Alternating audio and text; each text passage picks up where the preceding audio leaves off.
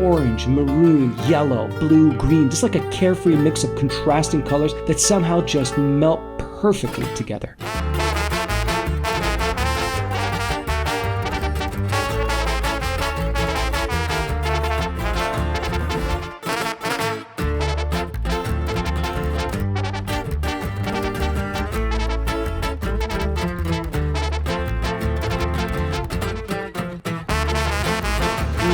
It's got savory and sweet and tangy all at the same time. I'm trying to eat it quickly.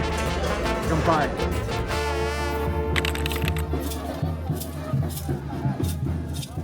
Hi, this is Hamada and welcome to Final 50, where I traveled the last 50 countries on Earth. And on this journey, we are in Oaxaca. And I can't wait to see how beautiful, incredible, and tasteful this place is.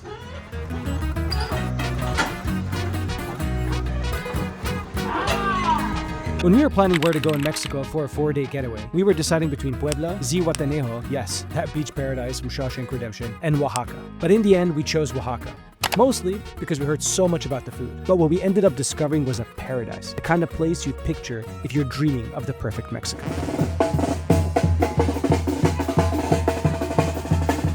We found some affordable direct flights from LA and landed at night in this mountain city. Landed! With its storied history, music culture, cobbled streets, and incredible Mexican hospitality.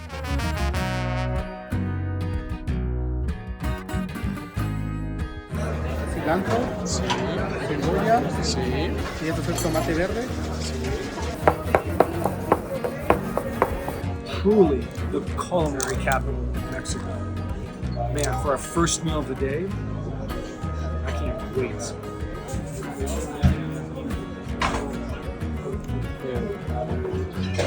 Perfect spice.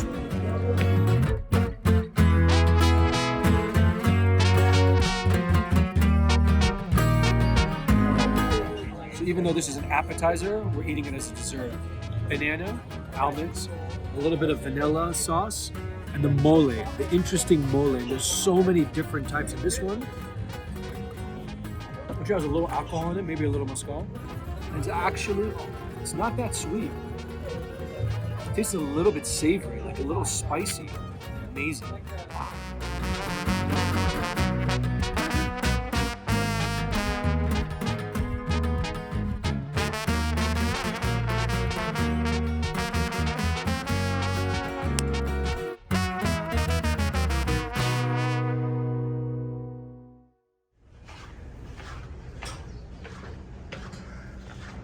Oh, wow. How cool is this place? It's like magical. Everything is super low. I think the building height thing, this may be one of the tallest things you can see in the city. That's like the main square. There's a museum in there, the Cultural Museum. And it's just so cool.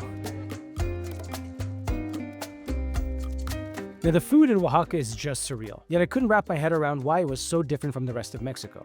With a little more research, it turns out Oaxacan flavor isn't just about ingredients. It's about the identity of the local population. The Zapotec and the Meztec people who've lived here for centuries have protected their food traditions, passing from one generation to the next. And the geography, as we discovered, also plays a role. Oaxaca has been historically isolated, tucked between mountains, highlands, and coastlands, which lets its culinary heritage evolve like a hidden recipe book. Even the Spanish conquest, which transformed so much of Mexico's food scene, couldn't lay claim to Oaxaca's. Why? Because this place focused on traditional cooking styles, clay pots, super local ingredients. It's a type of leaf that they have and they eat here, and it's edible in Oaxaca. It's an age-old methods of preparation, from cheeses to tortillas, mezcal, and so much more. You need to take months of cooking classes to truly wrap your head around this rich cuisine, which is so inextricably tied to its history, culture, and the identity of the people. In the meantime, we couldn't wait to taste and sample everything we could over the 4 days we were in this magical city.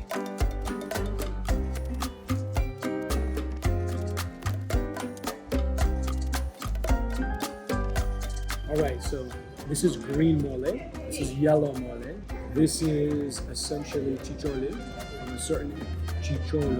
from a certain part of Mexico. This guy right here is almond, so it's like an almond mole. Number 5 is caprilla, so it's basically got capers in it, so it's going to be a bit tangy. And finally, this one is the black mole, which is the one that we've had a bunch of, and it's on the sweeter side. It's got chocolate and spices in it.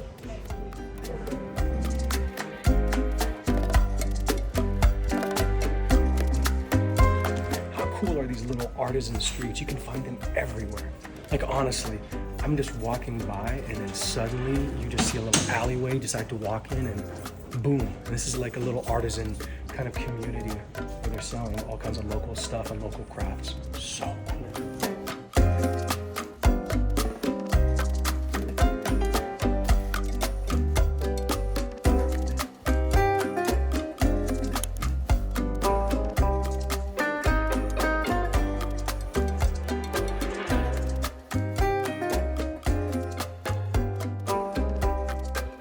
So we're gonna try all kinds of different things here in Oaxaca. But this place is called La Danzantes, which is also one of the top restaurants here in Oaxaca, Michelin star restaurant. And they've got great food and the prices, not bad at all for a Michelin star restaurant. What a cool backdrop and what awesome food presentation.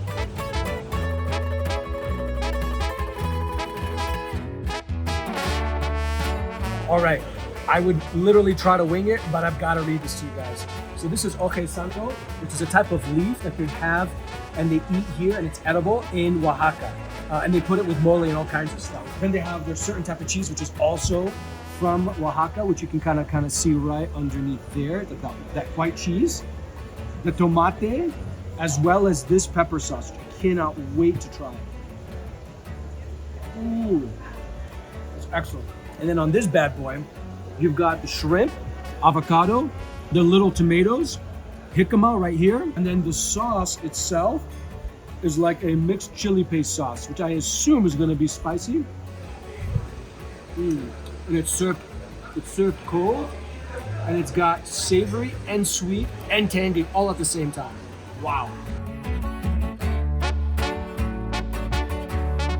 So geographically, Oaxaca sits high up in the Central Valleys, surrounded by the Sierra Madre Mountains on all sides. The actual city itself, though, feels like a paradox. Chaotic, yet calming all at once. You've got these cobblestone streets lined with colonial buildings in one direction, and then the vibrant street art and markets exploding with color on the other. It's kind of like a place where you can stumble into a 16th century church, and then 2 blocks later find yourself in a trendy hotel bar. And what I love most are the colors. Orange, maroon, yellow, blue, green, just like a carefree mix of contrasting colors that somehow just melt perfectly together.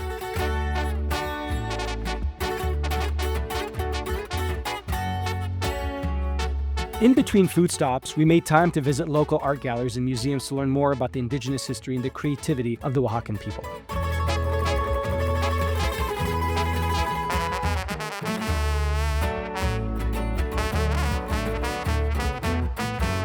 So given that Oaxaca is really well known, not only for the food and the culture, but also the art and artisans. Here is like an artisan workshop. Let's go check it out. We've got candle making, pottery making, all kinds of cool crafts.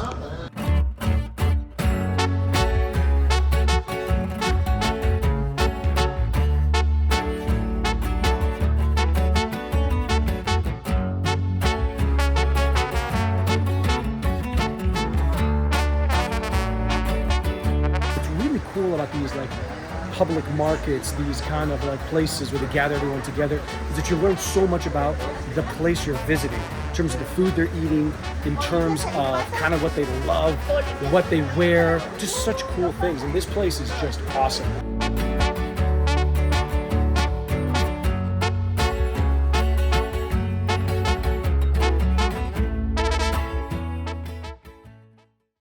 So like I said, here in Oaxaca, art craft, handicrafts are just the thing.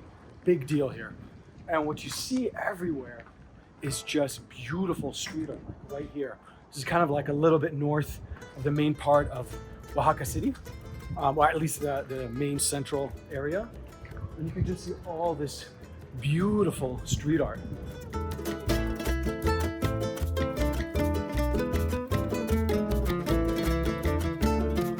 Another big part of Oaxacan cuisine is cacao, especially in its famous mole. So of course we had to stop by a local chocolateria to check it out.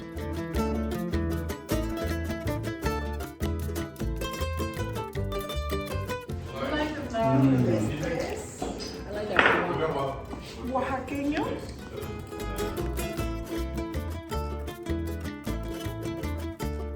They actually grow it here and they farm it here and they produce it here. Like this is macadamia. This one's got chai in it, or actually this one's got like the spicy chili in it. So they put chili, they put almonds, they put cinnamon, they put all kinds of things in the chocolates. And you can see it right here presented. And one of the better places for chocolates right here in Oaxaca. So there's so much to eat. I swear to God, you're gonna gain weight when you come here, but it is good weight.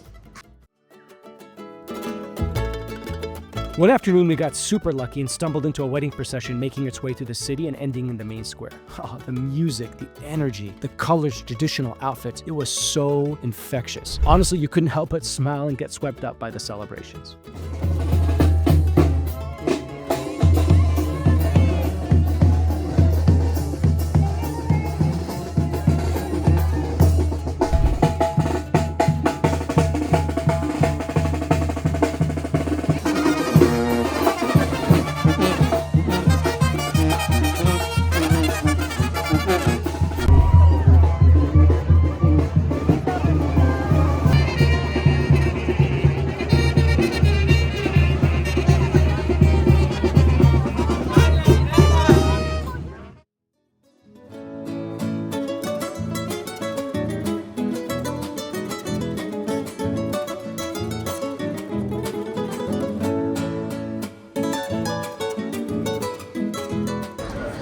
So what makes mezcal special is that it's smoky.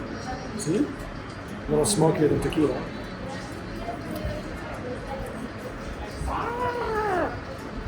While I don't particularly love mezcal, it's a real tradition here, and I was genuinely fascinated to learn how it was made. What's incredible about the process is how time-honored and accessible it is, even to small-scale local producers. That's why you get so many different varieties, each with its own character, making mezcal something truly unique and deeply tied to this region.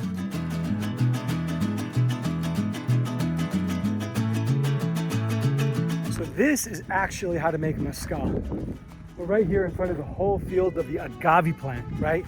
And we're in the middle of kind of nowhere, but all along this valley area, there are these agave plantations. And I'm gonna show you how they make mezcal from that to what we know as that smoky mezcal taste. So pretty much after we saw the plant, they take it and they cut off all the branches and they create what's called the piña.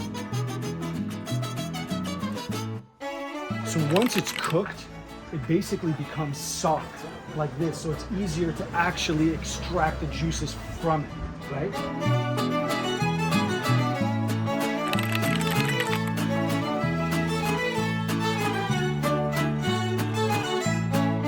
And so here, they basically crush it with this poor guy over there, going in circles this massive rock right here, and it's basically crushing it down to a pulp because it's softer, right? So once it's soft and you see this kind of like the fibers of the actual piña, the agave plant, then they take that and that's what they ferment.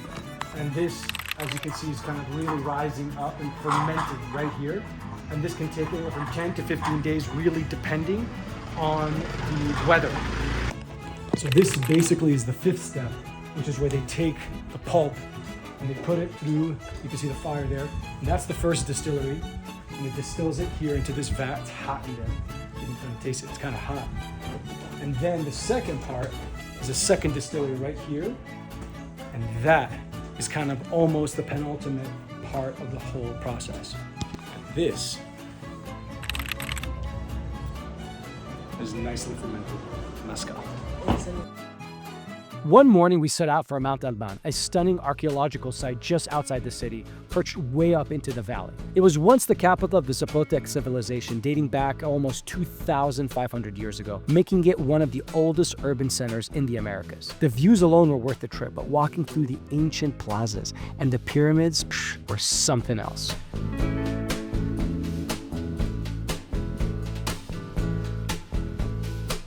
So Monte Alban was one of the main centers of civilization here. And I believe it was created by the Zapotec civilization that existed thousands of years ago. But I could be wrong. The idea is that this whole area was built over time. And from what I'm seeing, some of the ruins are almost 1,500 years old. And you can see how far it expands.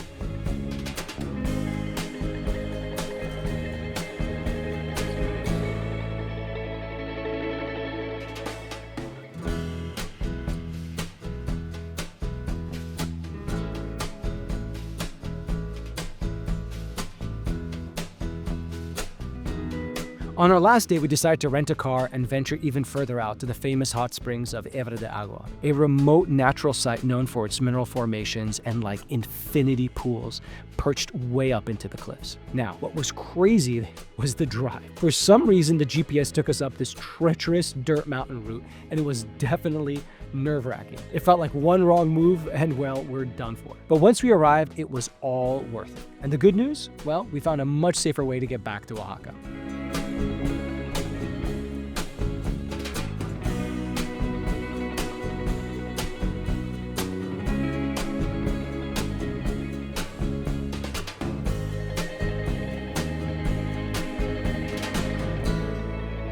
So do you guys think that this water is cold or hot? Let's check it out.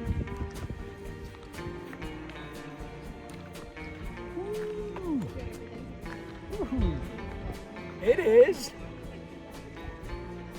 70 degrees. Feels chilly though.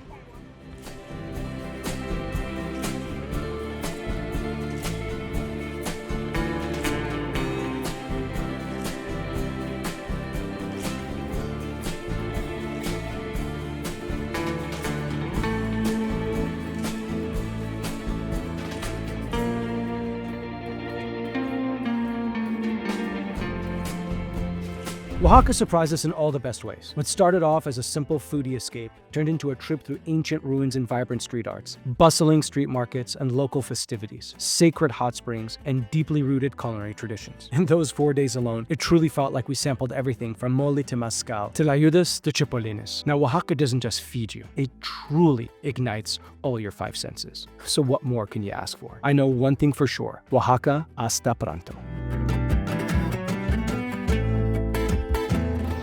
Well, I hope you enjoyed this tour of the incredibly beautiful, rich, cultural, and culinary capital of Mexico here in Oaxaca.